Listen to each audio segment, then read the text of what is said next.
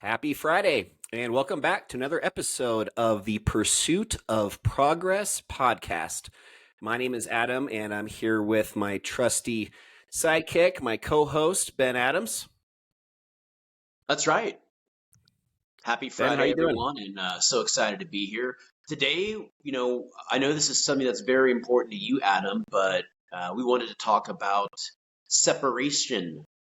We wanted to talk about separation season. And, first of all, what is that? Why it's important? I know it's something that you're really, really passionate about. And why did you want to really focus on that today as we go in the final home stretch here for 2023? Yeah, so I know we're a little bit late to the party on this topic. We really should have been talking about this a few weeks ago, but better late than never. Separation season is really a buzzword that's going around a lot right now, both within self-improvement, coaching, just different online social media influencers. It's just definitely a buzzword in December. And it's just referring to separation season being an opportunity for people that are especially in any sort of a sales or service-based business role, the opportunity to keep the foot on the gas when 90% of our competitors are taking their foot off and just kind of putting on cruise control through the end of the year. Mm-hmm. Yeah. So with that, I think it's just a topic that is a way that if we start to really be mindful about this as an opportunity to continue to grow our businesses, and that also applies to personal goals as well. It doesn't have to be necessarily business related, but just an opportunity to really, keep on the right path and just not get to a point where on January 5th, we're picking up the pieces and we're, 3 steps back, 1 step forward, as opposed to 2 steps forward, 1 back.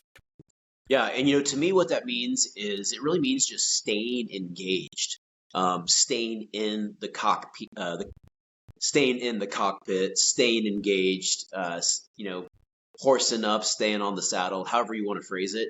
It's so much easier to continue to advance and move forward when you stay engaged. And it doesn't mean that you can't enjoy those family times. Obviously right now, Thanksgiving, Christmas, New Year's, those are times to be, spent with family, probably doing some traveling for some folks. But for example, like over Thanksgiving, I got a little disengaged for like a week and a half or so. And then when you disengage, getting back on the saddle and getting re-engaged, it is so much more difficult versus just staying in that routine, staying in the habits. And for me, that's why having that morning routine is so important. It still starts my day consistently, and I may not be doing as much during this season as far as my daily activities, but I'm still going to be doing everything that I normally would be, just to kind of keep that momentum moving forward, making those things a priority, but then also putting some boundaries around it where I can still enjoy some of those other moments. But things that are a priority, my goals, my focuses, I'm still pursuing those with intention.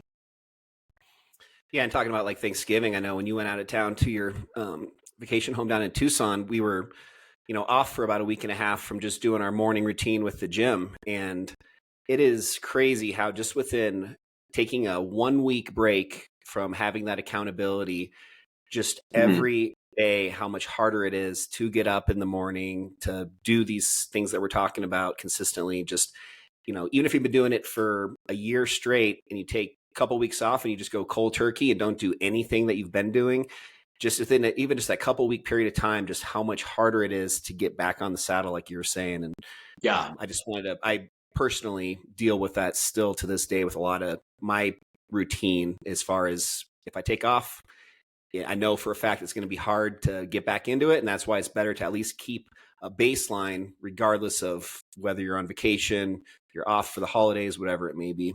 Mm-hmm. Yeah, and that's what I've learned as well, where completely abandoning something, like stopping working out for a week, it just isn't worth it to me, because then I don't feel as good about myself. And I'm the type where my body, if I don't work out for a week, like I will notice my muscles shrinking and I'm not, I'm losing my fitness. I'm not as in of good of shape as I normally am. And then it starts to kind of, mess with my head a little bit.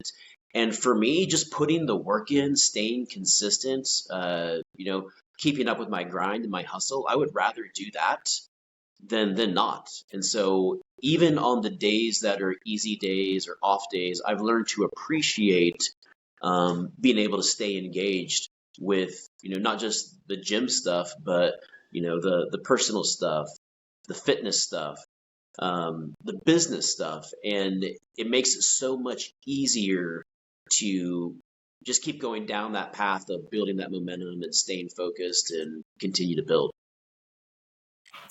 Yeah, and just on the business front, I know we're both in the real estate industry on one side or the other, but that's been a very big topic in our industry, with separation season being this opportunity to prep for quarter 1 of 2024. And for anybody that may not know, with the real estate world, kind of quarter 1 and quarter 2 are without a doubt the busiest time of year for most real estate agents, and then also for obviously most mortgage lenders. Um, the actions and the tasks that we're setting ourselves to do today, we're not going to see the reward from those today. They're typically 60 days out. So whether it Hmm. be me prospecting for new clients or just doing certain types of marketing campaigns, just understanding that to be prepared for that busy season, we have to be taking action today. And if we don't, February 1st comes around and we're not, we don't have people knocking on the door and we're not with a full pipeline of opportunities. It's our Yeah. own fault because we haven't, again, taken the actions in December to set ourselves up for success. Hmm. So staying on that theme, the separation season theme, what are things that, either things or habits or activities that you're doing right now to separate yourself, to get ahead, and to really launch yourself into 2024? Me personally, from a real estate perspective, obviously a big part of our job is just our sphere of influence, which is just basically the people that we're connected to, whether it be close family and friends or even just people that we just occasionally reach out and talk to. But the fact that we're around the holidays, going into a new year, it's just kind of that time of year that it's a little bit more expected or accepted for people to reach out, especially if it's kind of a cold lead, somebody that I don't talk to regularly.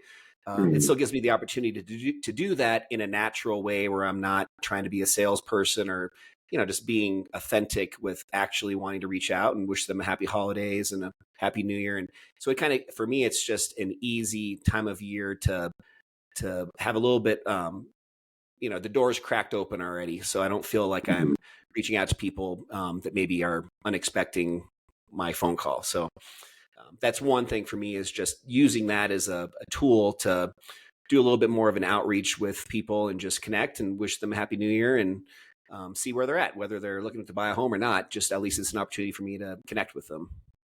What about yourself? That's great. Yeah, kind of what I mentioned earlier. I think winning the mornings for me is so important, and I'm still time blocking a lot. So I have my mornings time blocked.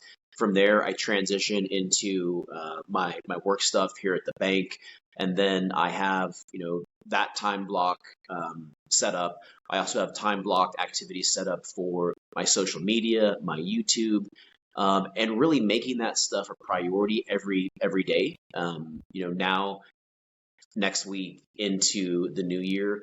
And you're absolutely right. It's just about, it's not about what we're doing, it's about what we're doing daily, what we're doing consistently, those small hinges swinging those big doors. And that's one thing that I've just learned. It's just staying, doing those daily things, staying consistent, building that momentum. And even though right now, it's a unique time of year from a work perspective. I'm still going at it. I'm still going for runs with my kids. I'm still working out.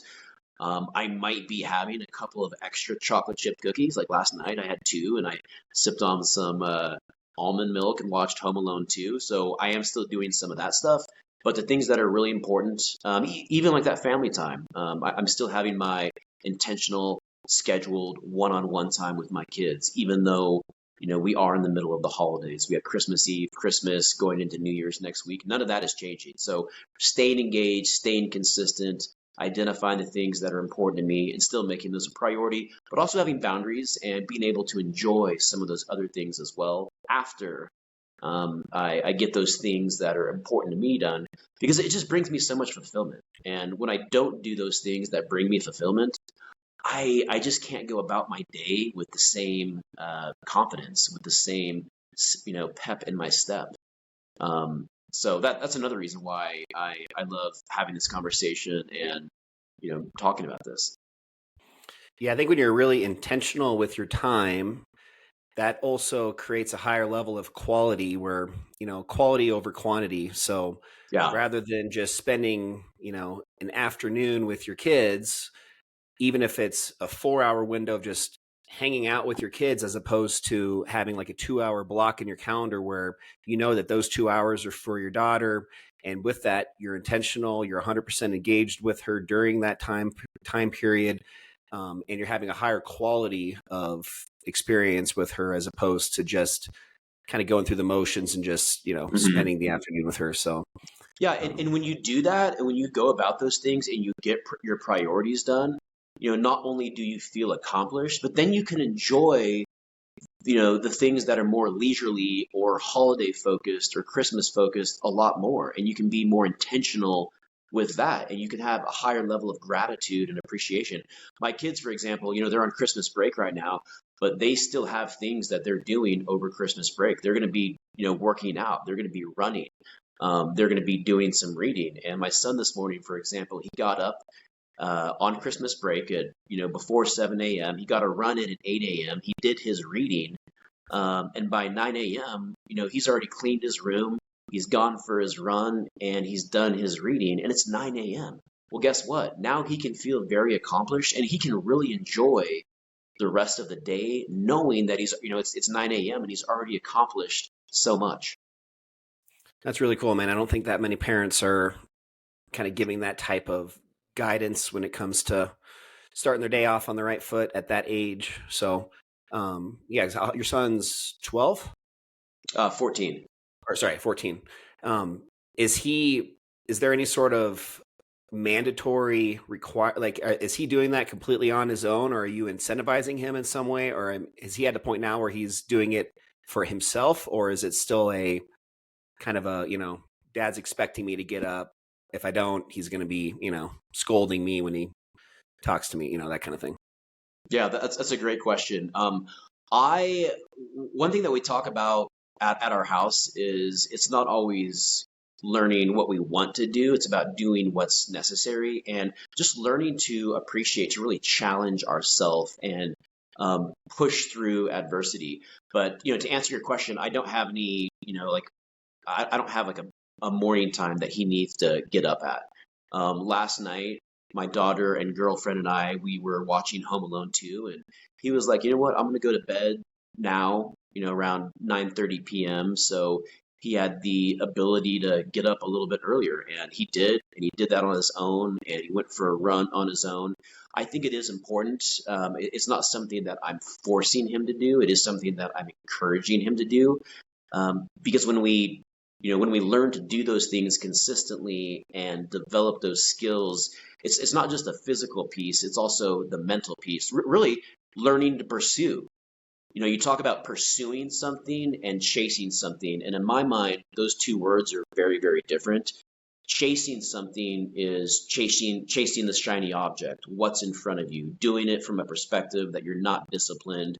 Something has grabbed your attention today. You don't necessarily have the same degree of focus. To me, that's what chase means. Pursue is, very, very different. Pursuing something means that you're very intentional with what you're doing. You're very intentional with your actions. You're very focused. You have a plan.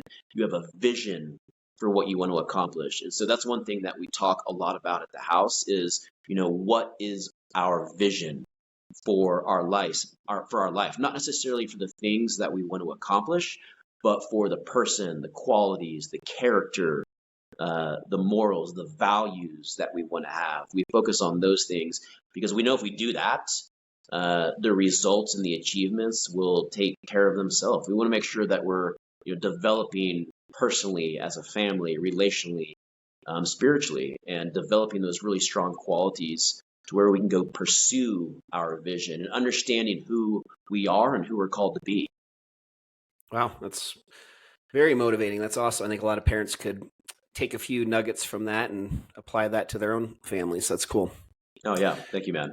Um, just talking through again, just picking up a little bit off what we talked about last week as well, just with setting goals that are SMART goals. We talked through just what a SMART goal is and how it's specific, measurable, achievable, relevant, and also time bound. Mhm. Kind of going off that a little bit more, when we were talking about just this time of year, especially where it's a little bit easier to be, maybe pulled in different directions or not as, motivated or as accountable to do the things that we've been doing on the other 11 months of the year when it's, been a little bit busier. I think that one last thing on that note is just how important it is to record, to write down Mhm. whatever it is that you're trying to achieve for the day, as opposed to just saying that you're going to do these 5 things in your head. If you write Yeah. it down, you just have this additional level of accountability associated with it. And that can be, digitally, just on your computer, or it could be just a handwritten to-do list on your desk that you update every day. But just having it somewhere where it's real because you've written it down, and it's at a higher level of importance because of that. Mhm. And to take that a step further, implementing that into your calendar. So we'll do another episode maybe where I'll do a screen share and just kind of highlight some really good feedback I've received from some of my leaders and mentors in our EXP organization, just with how to do that really, really in depth. And that's really helped me out a lot too, is just, Mhm. having these very important tasks just recorded somewhere where when you wake up at 9 a.m. on a holiday, break where it's a little bit more lax than normal, you still have the ability to look in your calendar and still see that, these are non-negotiables. I still need to do these in order to Mhm. feel accomplished and still be moving the needle in the right direction, which is kind of going back to that separation season where most people don't do that, and they maybe don't even look at their calendar on a day like today going into the Christmas break. It's just a great way, I think, to still hold yourself to at least to some level of accountability. Absolutely. And what I'm hearing from you is just being extremely intentional. And when you look at someone who is extremely successful, whether it's an athlete, a business person, a leader, a parent, it's easy to look at the brand or the final products and just focus on that. But what you don't see is the days, the months, the years, and the decades that went into, creating and crafting that person. So they had the capacity and the skills to get to that level or to receive, the abundance into their life. And so I'm the exact same way. My top habits, the things that I want to focus on every single day, I write those out on my mirror. So that way, when I get up in the morning, they're staring at me right in the mirror. All of my work items, I write those down. I have a daily checklist. I also do the same thing with any personal items that are to do, and it's rewarding and fun because then you can, number one, stay organized, stay motivated, and it keeps you in gear, it keeps you in that flow state, is what I found. And if I have and normally I'll organize my agenda the night before, so when I log on or wake up, I don't have to like think, what am I doing today? It's already been prepared and organized, and I can just go right into my day and start knocking that stuff out. My morning routine is already built out, so I don't have to think about that. And as soon as I finish my morning routine, then I transition into my, personal and professional day. And all of that's really prepared and organized the night before. So that's something that I found that, helps me out tremendously. Yeah, that's awesome. I think that's becoming easier and easier with all the tech tools that are out there today. If any of you guys listening or watching it on our podcast today on video, if you guys are Google users, if you guys use Gmail, for example, as your email, one just a little tip that I use is there's a thing called a task bar, which basically just sits on the far right side of your screen in your Gmail account. So when you're in your email, sending emails throughout the day, it's basically just a digital to-do list on the side of your screen, and you're able to actually have that integrate with your Google Calendar or your Apple iPhone calendar, whatever you're using. So basically, by just having your computer screen open and your email open, everything is right there staring at you at one central place. And that's really helped me too. Just a little side note, guys, if you're looking for just some ideas on how to even, keep yourself accountable through doing something like this.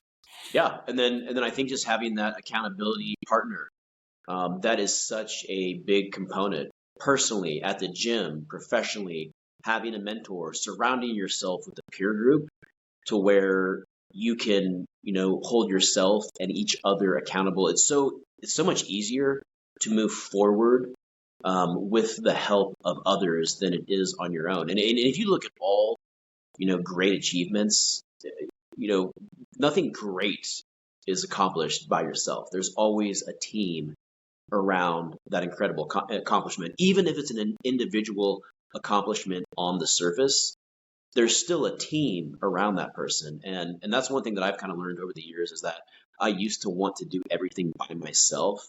And that's just the wrong mentality. If you do that, or if you have that approach, you're only gonna it's linear growth, and you're only gonna be able to take that so far. Learning to delegate and bring other people on the team, whether it's bringing a nanny in, or having a gym partner, or having an assistant or a YouTube partner. All of that is so important, and it allows you to grow so much faster and move towards that goal, especially during the separation season.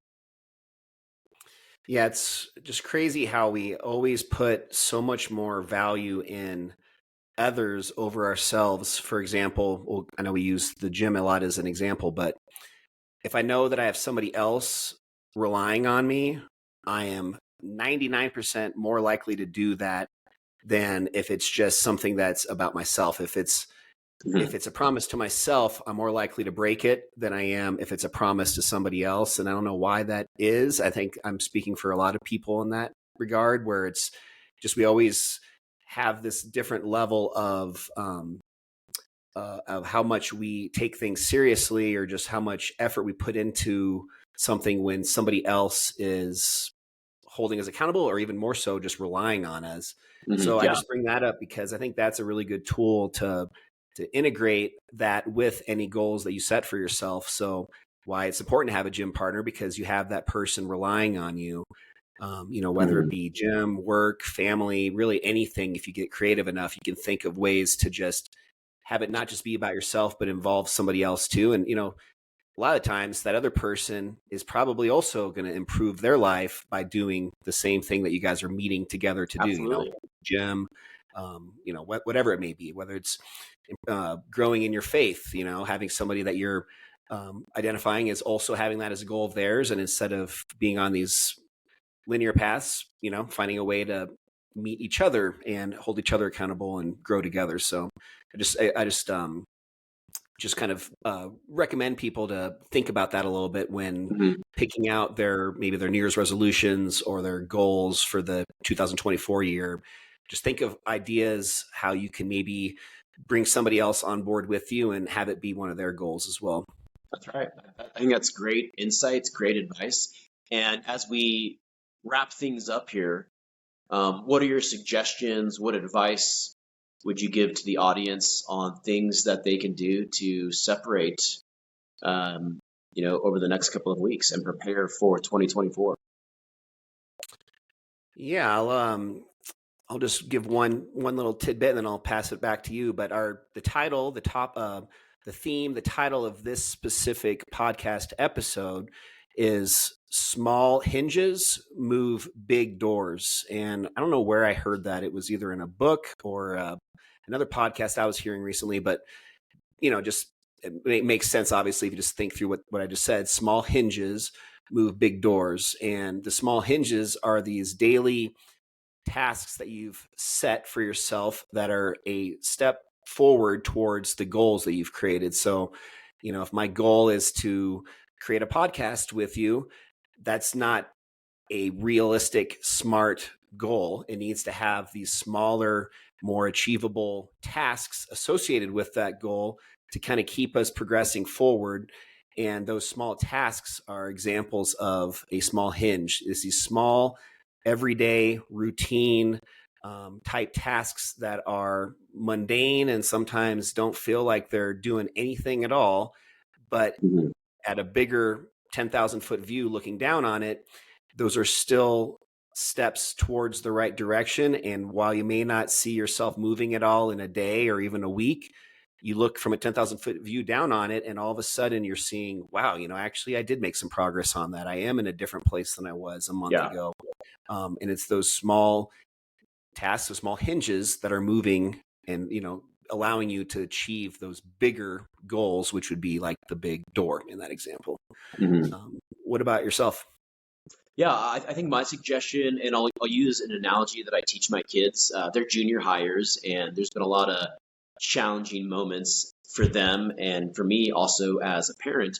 And one of those, one of the topics that comes up a lot is just having fun. I think when you're a junior hire, sometimes you think that to have fun means that you can't be responsible. And my message to my kids is always, you are allowed to have fun. I want you to have fun, but it is possible to have fun and be responsible at the same time. And it's just developing that discernment and that judgment. And my message to everyone during this holiday season and separation season is you can still enjoy those moments with family. You can have some, fun, incredible family, memorable times, but you can still also stay engaged and keep doing those things that are important to you and keep making those a priority. And so that's my suggestion. Identify what those priorities are, those things that are going to give you that growth, stay engaged. And once you've accomplished those for the day, then, be fully present with your family and some of those personal and family moments and family times, balancing that and, having this be a great separation season, but having it be a great holiday season. It's possible to do both. Mm-hmm. That's great. I need to make sure I take that into consideration myself, because I know how easy it is to just kind of get overwhelmed sometimes and not, take a step back and just appreciate where you're at in life and the things that are really important, which is, again, family, health, friends, important Yeah. stuff. So, Living from that place of gratitude and abundance, because the reality is, you know, living here in 2023 in the United States, in the state of Colorado, just starting right there and not even mentioning anything else. I mean, we have so much to be thankful for. We have so much abundance, and just living and operating from that perspective. yeah, I love that. Well, guys, I hope you got a little bit of value from that today. We have a lot more to share on some of these topics where we'll go a little bit more in depth later on. We also, as I had mentioned on our kind of big announcement on social media earlier in the week, that we have some other exciting stuff coming into the first quarter of 2024, some really good guests, some other stuff that we'll share with you more as the time progresses. But with that, I think I'll leave it there for the day and just wish everybody a very happy holidays. We're excited to see some of you over the next week or two. And for whoever we don't get to see, if we know you personally, we're looking forward to connecting sooner than later, hopefully. That's right. Merry Christmas, happy separation season, and have a great holiday season as well. And guys, if you haven't yet, and if you're watching this on video, make sure you hit that like and that subscribe button. And that helps you guys be the first to be notified every week when we have a new episode coming out. And do us a favor, we're just getting this started. So please, if you're getting any value at all from this, the biggest compliment to us, or just the biggest way you can support us, is just sharing it with a friend. So if you have anybody else that maybe is occasionally talking about wanting to, achieve some specific goals going into the next year, or you just know somebody that maybe could use a little bit extra motivation as we close out this year, please just share the show with them, and hopefully we can give them some value too. There's all those memes going around social media about middle-aged men and their podcasts and how every middle-aged man thinks they need to start a podcast. Well, guess what? We're young men and we're starting a podcast. If we start talking about smoking meats and some of that kind of stuff, then I think, please reach out and tell us to shut it down, guys. All right. Hope you have a great rest of your day, guys. We'll talk to you next week. See ya.